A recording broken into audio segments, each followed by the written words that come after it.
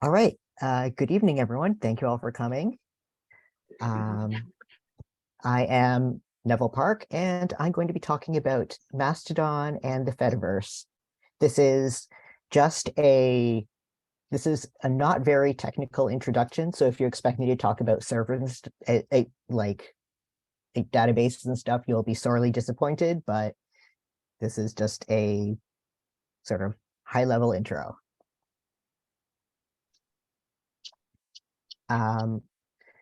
You may know me for Toronto City Hall live blogging and my writing in outlets such as Torontoist, City Hall Watcher, my own blog, and Twitter, which I've been on since 2007. I joined Mastodon in 2016. I cannot remember anymore how I heard of it or why.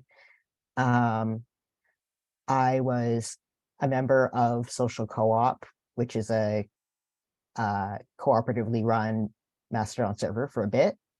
I moved to a small server, Banana Chips Club, for my personal account. I recently started a bug-related server called Flipping Rocks, and I'm also on Ulipo Social, which is the server where you are not allowed to use the letter E. So I've been on Twitter and Fedi for a long time. I'm just going to stop my video if I can to help with the bandwidth. So now you all know what I look like. All right. So let's kick things off appropriately with a tweet, which I've seen widely circulated. If public libraries were invented today, they'd be decried as radically socialist, economically unfeasible, and the certain end of the book publishing industry, says Albert Lee. And it occurred to me recently that arguably the same thing is true of the internet. In the earlier days of the internet, all these things were distinct things owned and operated and developed by different groups. The underlying protocol that files and documents use, like HTTP or Gopher, the server-side application, like I don't know how to pronounce either of these words, but and also whatever Gopher runs on. The actual server, like the physical computer thing, which is probably, I don't know, some Unix box in a basement. Look, I wasn't alive then. The client application, the one that the person's using to read whatever it is, which is your web browser, mail client, Usenet or RSS reader, and the device that you're reading it on, like your computer or a Palm Pilot. Nowadays, increasingly, we're shifting to an all-encompassing app model where all these things are treated as synonymous and controlled by one corporation, like Google or Facebook. It's proprietary and for-profit, and often funded with venture capital. However, over the past 10 or 15 years or so, we've seen the emergence of protocols and software that allow all these components to be independent again. We have a protocol called ActivityPub, developed by the W3C working group, which is the same people who do like HTML and HTTP and so on. We have server-side applications like Mastodon. The actual servers, anyone can install the software and run it on a cloud VPS or even a home server. There are a variety of clients developed by totally different people that to connect to the server application, whether it's a phone app or in your web browser, and they can run on a variety of devices, including your computer, your phone, and also Palm Pilot. Yeah, someone made a Mastodon client for Palm Pilot.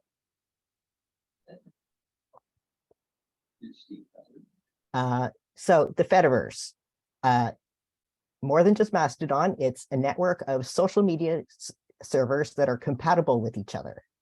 The Fedi part comes from federated. It is decentralized. It's not owned by any one person or in any one place. This has nothing to do with blockchain or crypto, I swear. And the question is, does it have the potential to make a more democratic social media as well? Okay, so work on open social media protocols and platforms has been going on pretty much almost as long as Twitter has been around. I'm not going to go into a detailed history, but for example, New Social is the descendant of a site called StatusNet, and both Mastodon and New Social started off using an older standard called OStatus, and only later added compatibility with ActivityPub. All these standards and applications are an attempt to make social media not a thing that any one corporation owns, like how like Instagram and photos or whatever, but just a standard way of using the internet. ActivityPub is the latest protocol, but it won't be the last. All of these platforms in this list use ActivityPub, and they're therefore compatible with each other.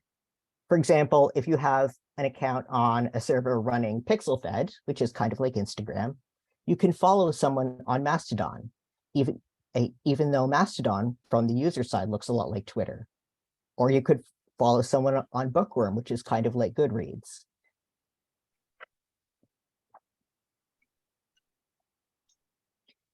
All right, how it works. There's only one slide for this, so hang on to your hats. The standard analogy is email because there's multiple email servers. There's like Yahoo and Gmail and Hotmail, and you can send emails to each other even though you're on different servers, but that's not the best comparison, I think, partly because Gmail is taking over everything. A better comparison might be WordPress, the blogging software. Oh, someone says, I remember Diaspora. Yes, never forget. Like you can start a blog on WordPress.com, or you can download the WordPress software, install it on a computer, either yours or one you're renting from someone else, and have your own blog.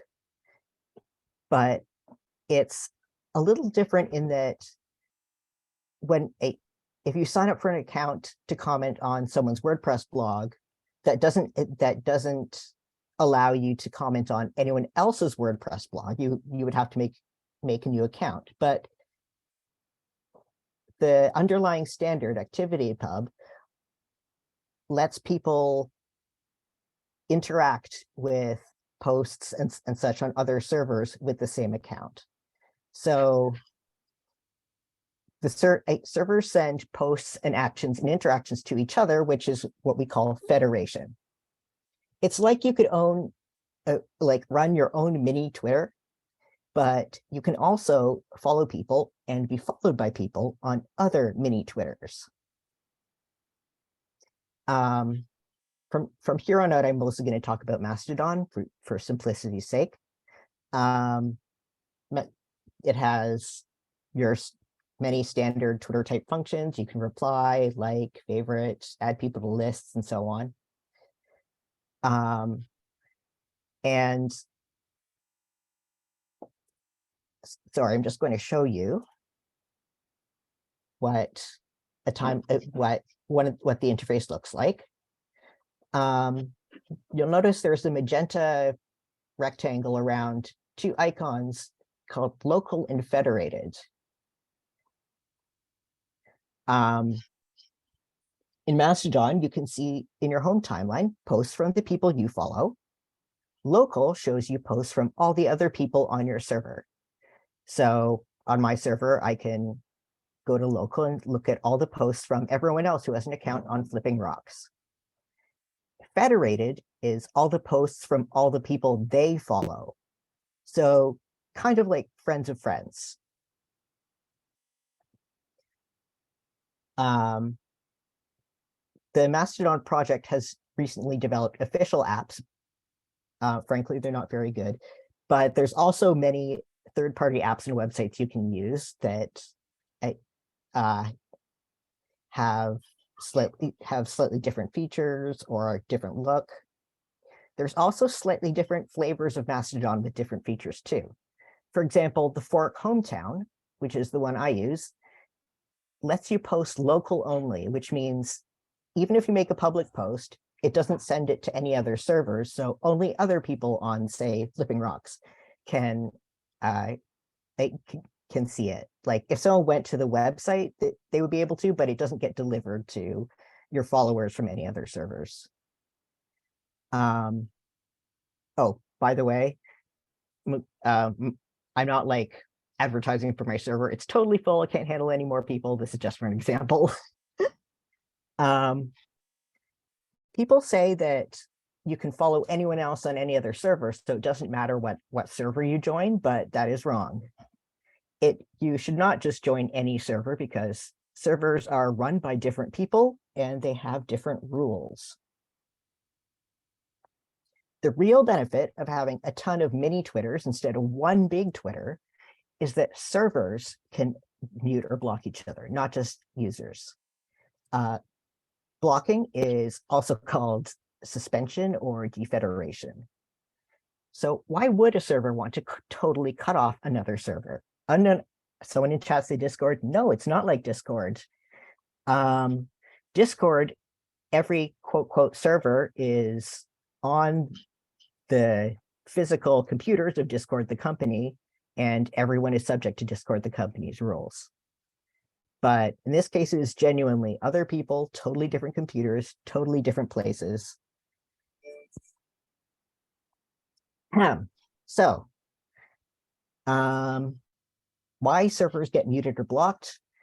Okay, so there's basically two groups of people in the Fediverse. There's people who left Twitter because it's too poorly moderated. And then there's the people who left or got kicked off Twitter because it was too well moderated. Basically, people who wanted a place where they could post like walls of racial slurs and so on.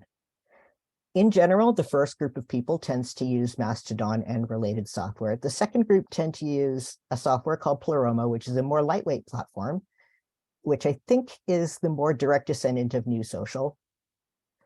In order to have a halfway decent Fediverse experience, you as a server admin have to block a whole long list of other terrible servers who, if you don't block them, will jump on your users and frighten them and make them never come back.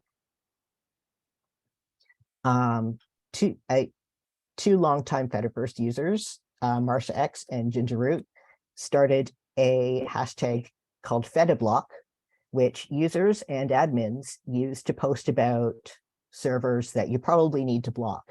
So admins communicate with each other, and if someone sees like a bad server that is harassing people or might be spreading malware, you spread the word and everyone blocks it.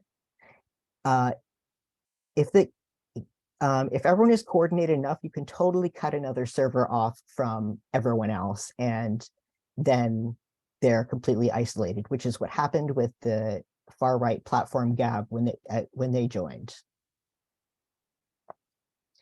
Until recently, there weren't any more versatile blocking controls.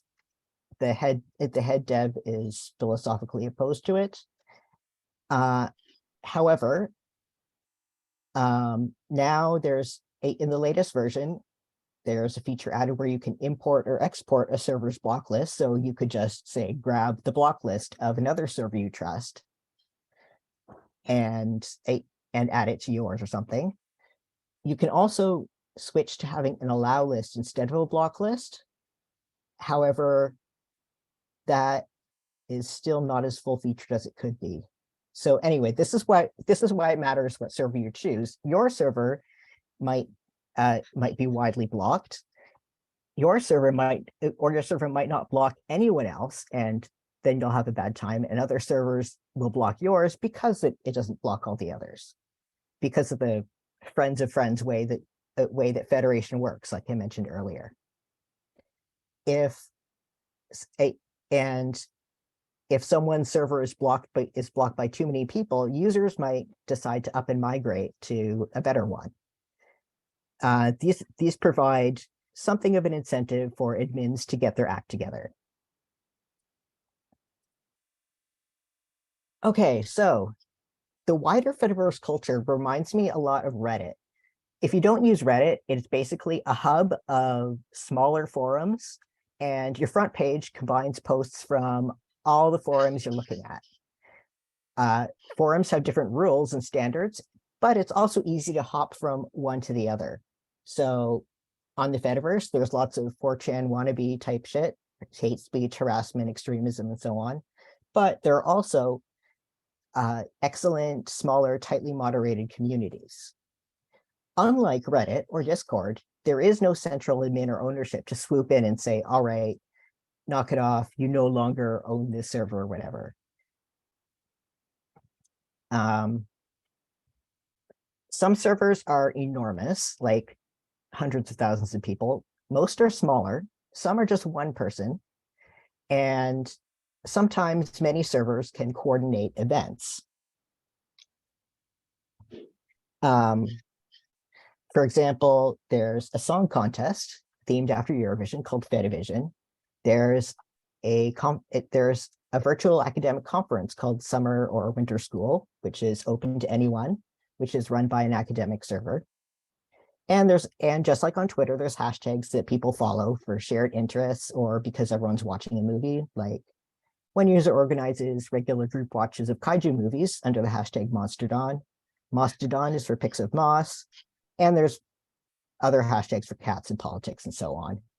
Smaller servers with very active mods often organize social type things like book clubs or daily art prompts, or they host other services for their members. So for better or worse, the Mastodon part of the Fediverse has basically been shaped by like people who are queer or autistic or furries, or like 60-year-old people who learn programming from punch cards. There's a very strong emphasis on consent to seeing posts or being included in conversations. People use content warnings, kind of like subject lines, to hide spoilers, news, anything that followers might not be into. And what is considered less appropriate does not necessarily follow neurotypical norms. For example, people warn about eye contact or food or alcohol. There's more of a focus on accessibility. Mastodon supported alt text long before Twitter did, and it's still widely used. And because of the way the network works, it's harder to go viral. Depending on your server, it's not as easy for strangers to barge into your mentions, although it still totally does happen. However, even though you have less reach, you may get more or higher quality engagement. The bad part is it is not as diverse in other ways. It's still very white.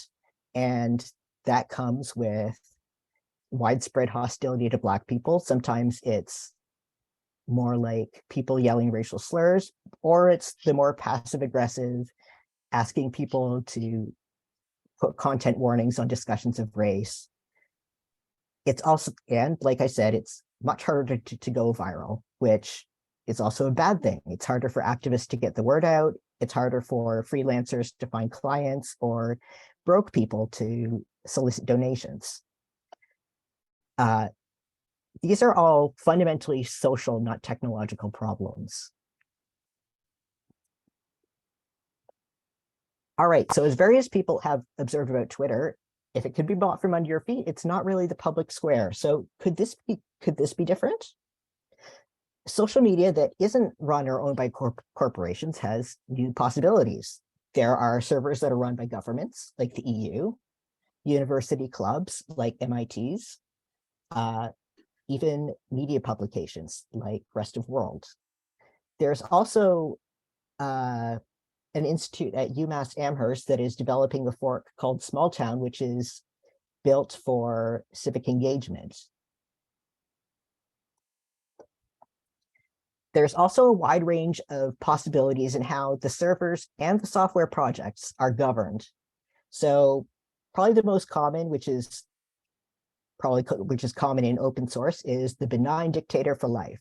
which is how the main Mastodon project and most, if not all of the other software projects are developed, except for the ActivityPub one.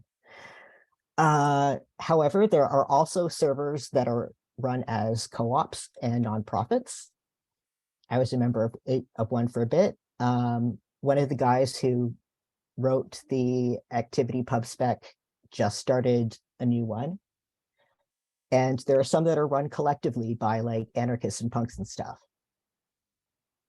Groups also use different avenues to communicate. Some are free and open platforms like Lumio or Discourse, and others are chat platforms like Discord or Matrix or IRC, where it's easy for people to get real-time assistance. And all this stuff costs money. Most servers and software projects are just funded by their users passing the hat, like Coffee, Patreon, or PayPal, or so on, or an open alternative, which I forgot to put in, which is called LiberaPay.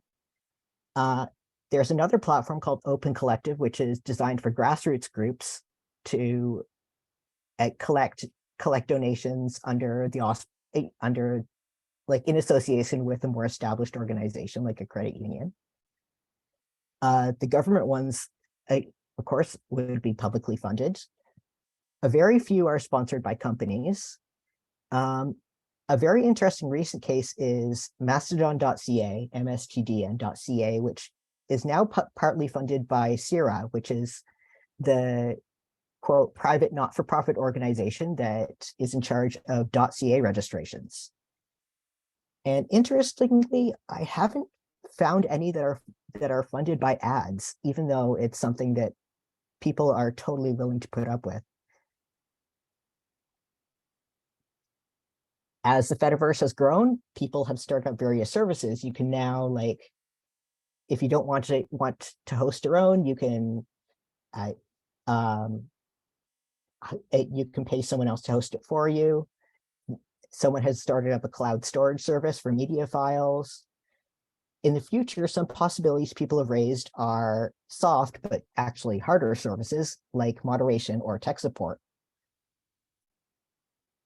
Okay, so this has been a very, very rough overview of the landscape, but I hope this has given you an idea of what's out there, what could be out there, and stuff to consider if you want to join a Fediverse server or start your own.